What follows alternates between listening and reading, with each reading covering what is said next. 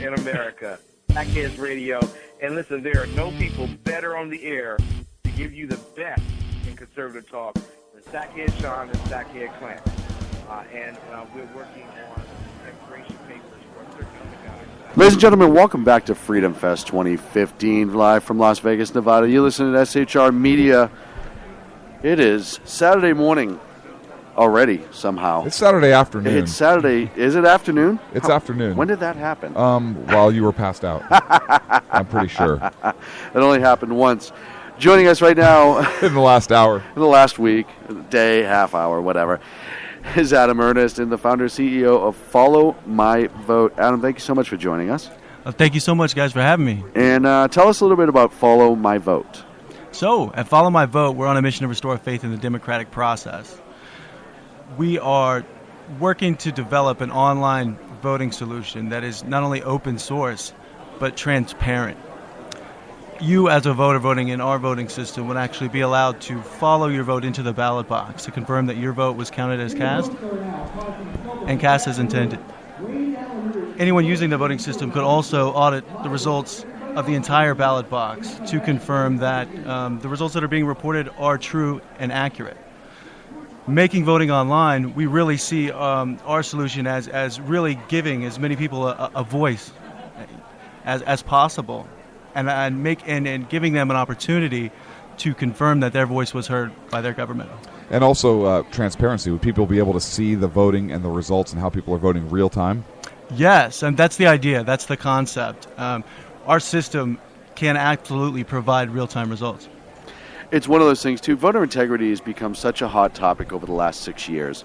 Everything from dead people voting to people voting twice. And then, of course, we've had the I pressed one button, but it didn't confirm that way problems.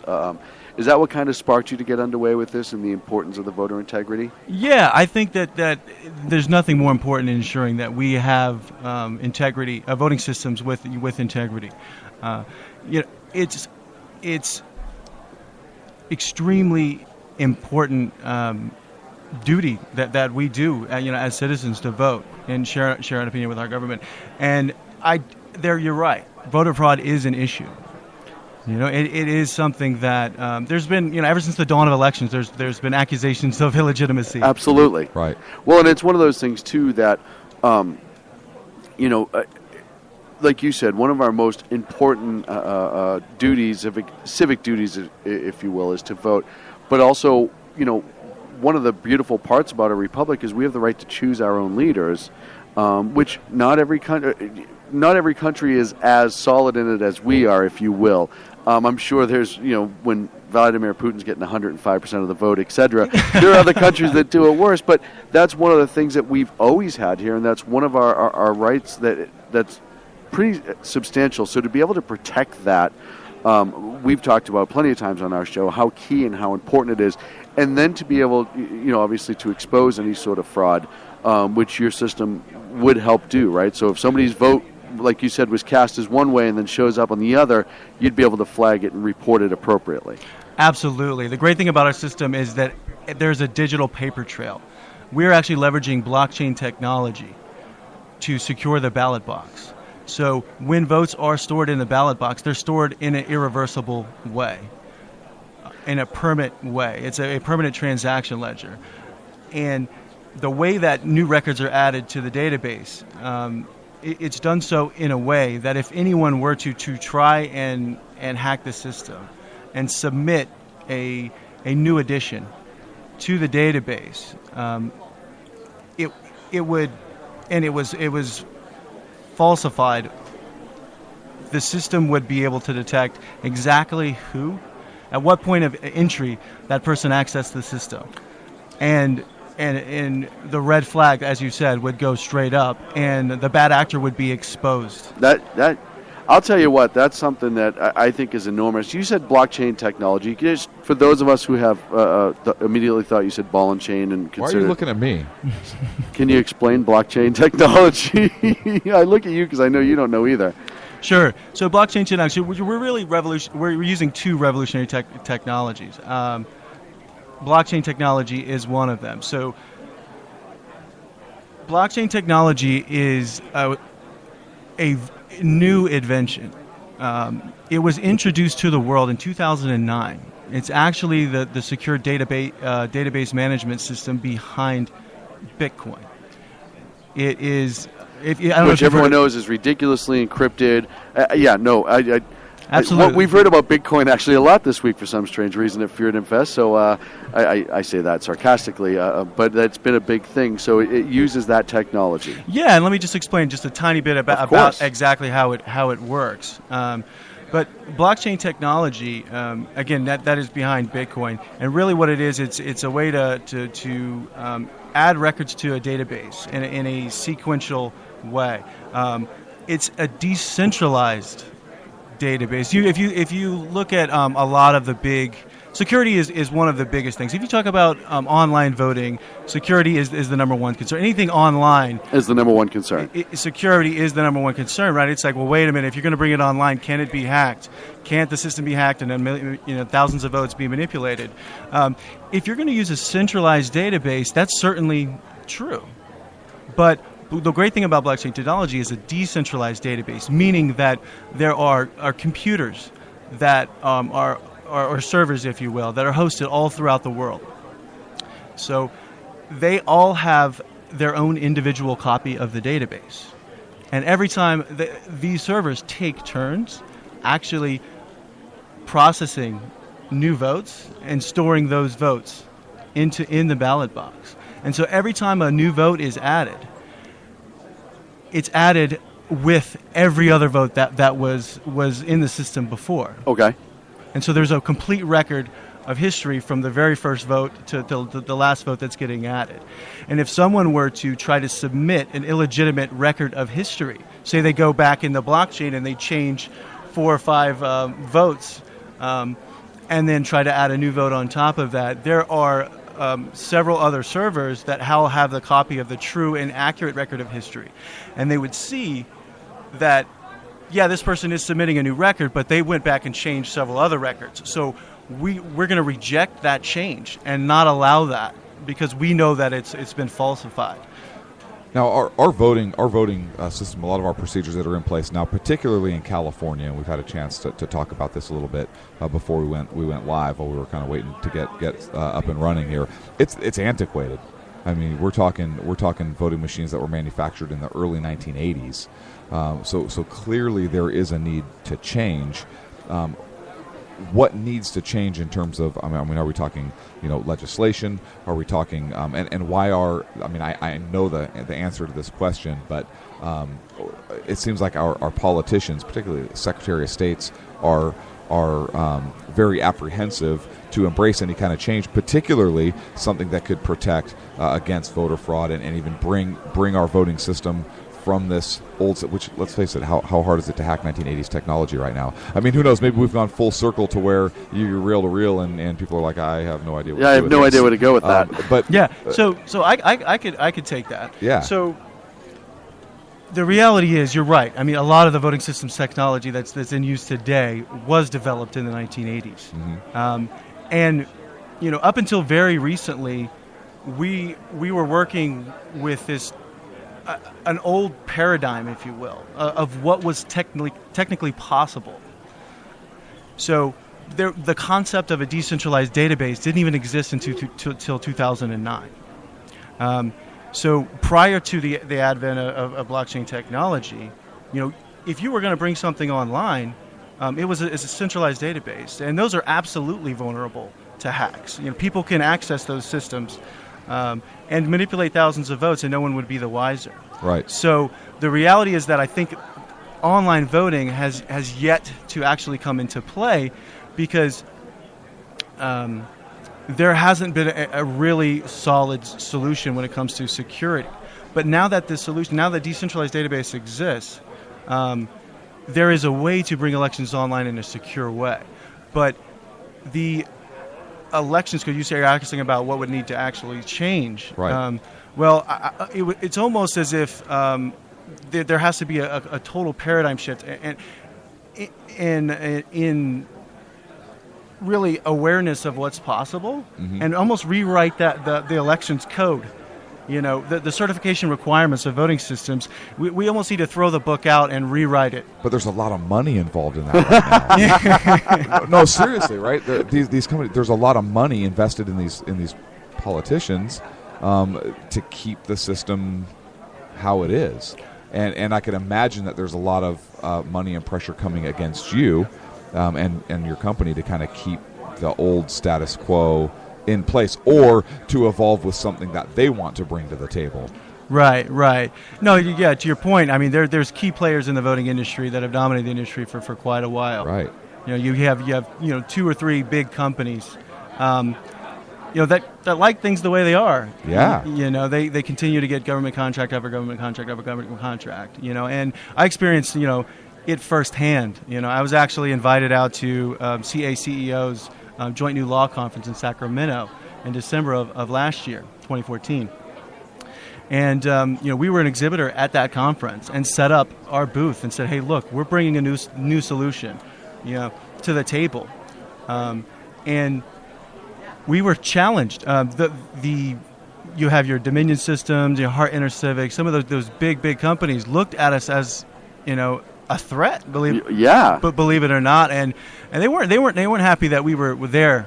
Just to begin with, if you cost them $1, you throw integrity out. At the end of the day, they would probably rather have a few mistakes and still make all the money versus maybe be slowed down a little bit and have a system installed that's they may lose a couple bucks, but it would protect the integrity of the voting in our country.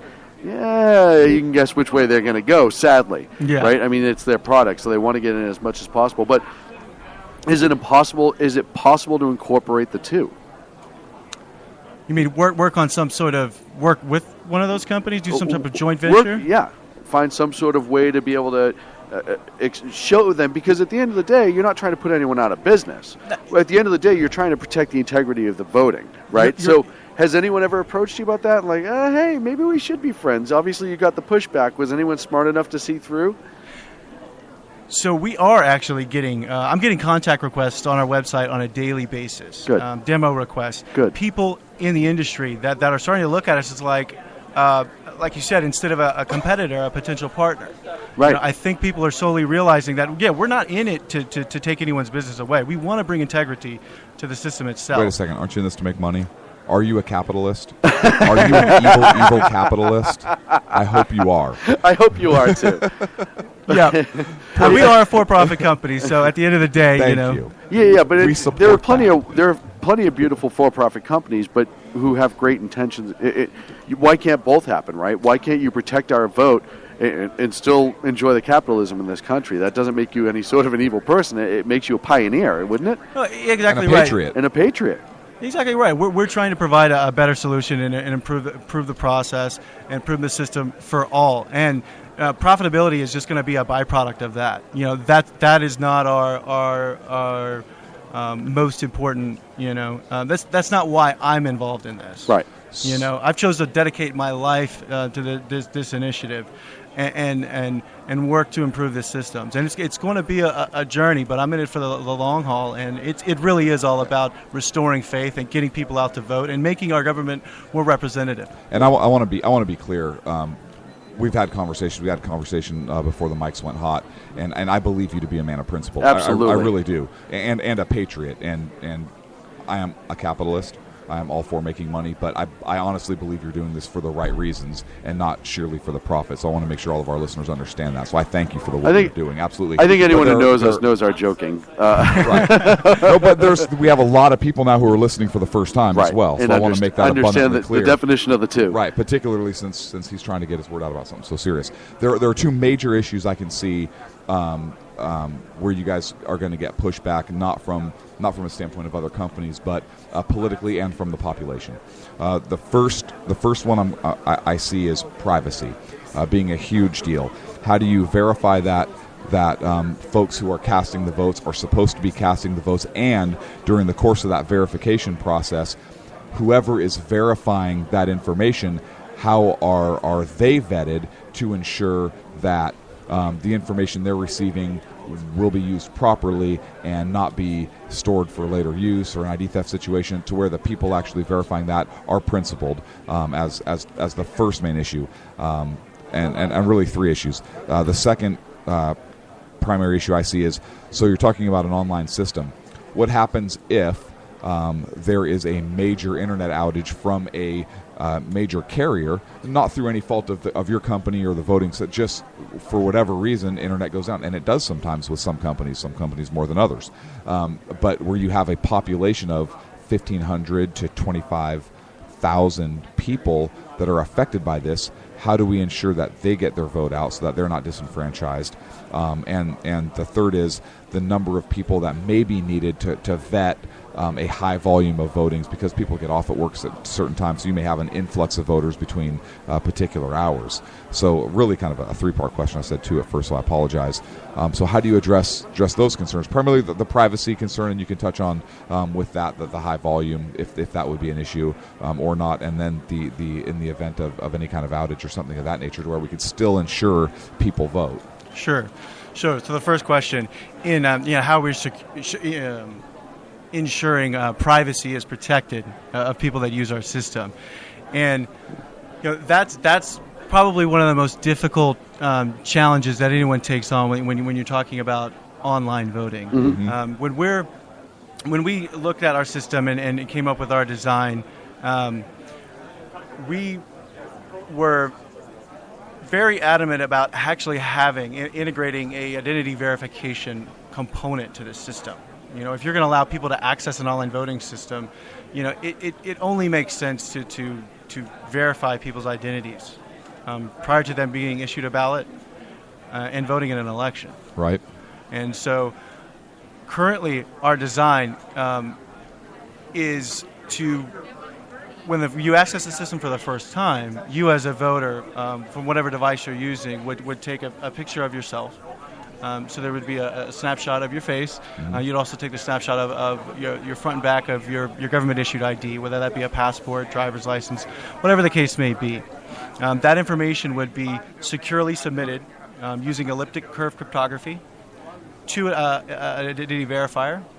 And in this scenario, I would think that the identity verifier would be the election officials themselves. I mean, when you think about it, you go to a polling location, you go to check in to vote.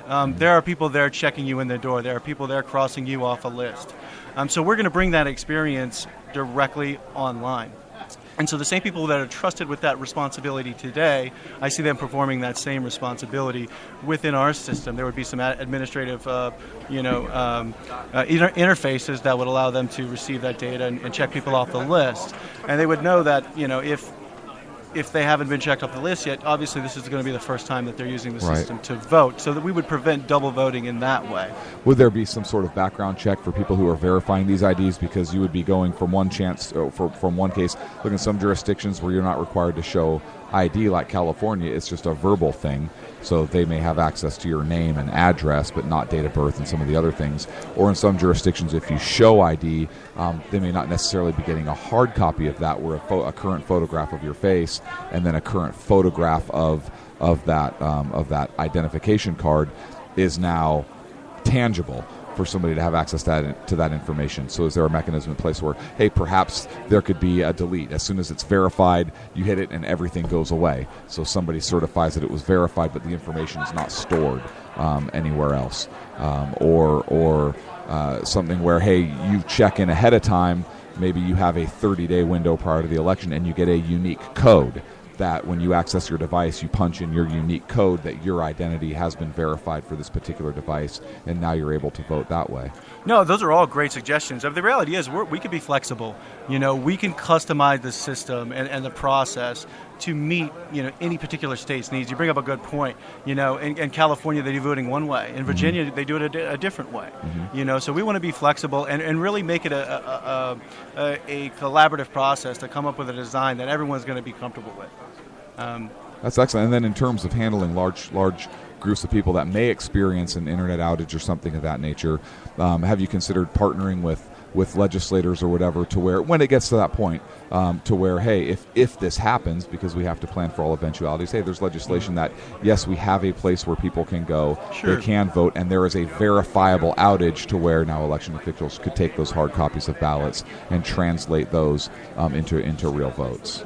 Yeah, no, I think that would be a great way to handle it. I mean, when you're talking about online voting, the reality is, I mean, people are voting absentee all the time. Yeah. They're filling out a paper ballot and mailing it in, 30 days in advance sometimes. So if we were to develop an online voting system and implement it, I see no reason why you couldn't allow voters to go online. Instead of mailing in a ballot, they could go online and vote early, just as they would with a mail-in absentee ballot. So it would give them some time to go through the process and actually cast their vote. But you could bring up a point. What happens, for those people that wait till Election Day? Right. And there is some sort of outage. I do think it makes sense that if that outage can be verified, there should be some sort of extension on the window that people could cast their vote. And ultimately, if the outage doesn't come back online, in enough time, there should be a centralized polling location that people could go to and cast their vote as if they would before this online system was introduced. And the reality is when our system is eventually piloted here in the United States, it's going to be something that's complementary to everything else, every other way that people are voting today. So those districts, if that were to be the case, there should be that centralized polling location to go and then cast your vote. If in that situation. When you tell people about this, and not from a marketing standpoint or anything like that, but when you tell your friends, families, people you just meet on the street, have a conversation with about, because I find this to be very exciting, and maybe because I'm a goof that likes politics and understands voting and all that stuff, but is the reception like, oh, wow, that's a hell of an idea? Like, finally, Yes, that's exactly, you said it, one word, finally. Yeah. Finally, like, that's the biggest response I get is, why aren't we doing this? Exactly. And why isn't that not a tagline on your shirt? Finally. Finally, ... exclamation point. Follow my vote. I might just take it and run with it. I like that, guys. We get 15%. We're capitalists, capitalists. too. But I'm sorry, I didn't mean to interrupt, but go on. But no, yeah, I mean that's basically it, and it is not from any sort of demographic. I talked to 18-year-olds that they're so excited, they're getting ready to vote in their first election, all the way up to people my age or my parents' age even, and really what people get excited. I tell people that one day you're going to be able to vote securely for president on your smartphone. And I mean, they're almost jumping for joy. Like, really? I mean, I really can't wait. They would make things so convenient. You mean I wouldn't have to drive 15 miles to St. Lutheran Church and wait 19 hours sometimes because there's one person working and yeah. Right. I mean, the current process is very inconvenient, and people are very aware of that, and they are looking for a much more convenient solution. And when you say online voting and voting from a smartphone, eyes light up and they say, I can't wait. Keep me posted. Well, it's one of those things to me, I don't care if you're left, right, whatever, everybody should be voting. Right. And if this means that more people will be involved in the system of government that we live under, in the best system of government, in my opinion, and they're actually starting to use ownership with it and being able to be more involved and you have higher voter turnout, I think that's a super important thing. And I think it's something that will allow, you talk to a lot of kids, like you said, who are excited about voting. The first time at 18, everybody runs and votes usually. And then that second election, they start to kind of just be like, oh, well, I didn't want to have to get off work, or I was going to be on vacation that week or whatever, and they don't vote, and then it kind of goes away a little bit, which is strange. And I know it does happen. So for them to be able to be involved in every election, local special elections, school board elections, all the way up to, like you said, the presidency, referendums, and actually be able to get right in and, hey, you know what? Now I know exactly what I want to vote for. I have the 5 minutes at work. Boom, done. I don't have to sweat it. I don't have to drive. I don't have to get somebody to watch the kids. I don't have to, none of that stuff. I think that alone will affect voter turnout. So you're not only adding, in my opinion, voter integrity and protection of the voting system, but you're increasing voting turnout, which is an amazing thing because that protects our freedoms. Even if I don't agree with who they're voting for, it still includes much more people into a very, very important aspect of our life. No, yeah, I couldn't agree more. I think that you're absolutely right in that a lot of people, for one reason or another, aren't able to make it to the polls on Election Day. Whether they get sick, they can't get off work, they have a last-minute business trip they have to go on, their ride ditches them, and they have no way to get to the polls. All those things are keeping people from voting. And so if you can have, if you can bring elections online and make it accessible, all of a sudden all those people that aren't voting for those reasons get a vote, and ultimately the government becomes a much more representative of the people. The more people that vote. I mean, it's sad, but this past midterm election, we had around 36.1% voter turnout on average throughout the United States. That's the worst it has been in 72 years. Yeah. Things haven't been this bad since World War II, and that's a shame. And this type of solution could definitely change that. Well, I hope so. I wish you the absolute best. Go to followmyvote.com. Make sure you check it out, and make sure you get involved. And like I say, Adam, thank you so much for joining. Go ahead. If I could. Yes, you may. Thank you so much. I don't even know what you're going to ask yet, but go for it. But we like you so much, just go for it. Go for it, my friend. So I wanted to actually bring up the company that we are partnering with. So Follow My Vote's offices are in the Virginia Tech Corporate Research Center, and we've partnered with a company called BitShares, and we are integrating our voting solution with the BitShares blockchain. We had mentioned blockchain technology and Bitcoin a little bit earlier, but BitShares has actually taken the Bitcoin technology and improved upon it and innovated. Most people are looking at it as a Bitcoin 2.0. And so I definitely wanted to let people know that when we talk about blockchain technology, and Follow My Vote is partnering with BitShares, and we're integrating with that particular blockchain to bring the solution to the world. Outstanding. And where can people find more information about? You can check out bitshares.org, and that's BITSHARES.org, and of course followmyvote.com. Adam, thank you so much, sir. Thank you, sir. It's been a pleasure. All right, thanks, guys. We're going to be back with more from Freedom Fest 2015 We are? with Planet Hollywood. In Planet Hollywood. Are we on Planet Hollywood? It doesn't really matter. Are we done yet? You're listening to the SHR Media Network. Sackhead Sean and Sackhead Clan. Awesome, guys. Really we're working on the immigration papers for a certain other guy who happens to work here too.